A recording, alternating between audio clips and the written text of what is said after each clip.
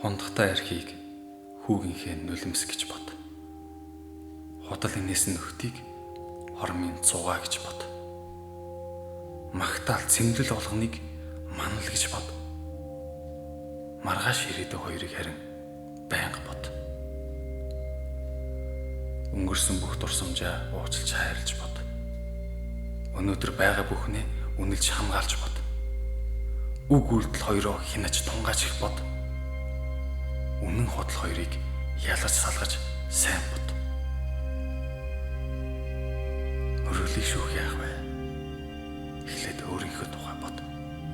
Өндөрт гарах тусмаа унахад их өвдөн. Сайн бод. Сарна хэдий хайрын цэцэгчлээ өргөстэй байдгийг бод.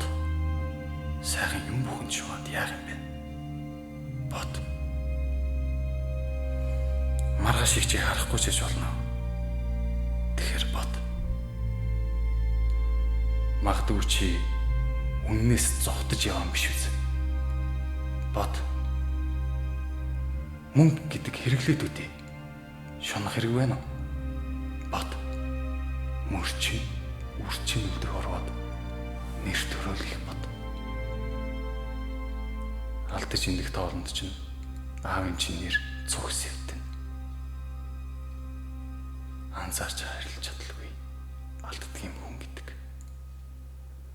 Аз жаргалыг холоос биш их ойроос чи өөрөөсөө олно.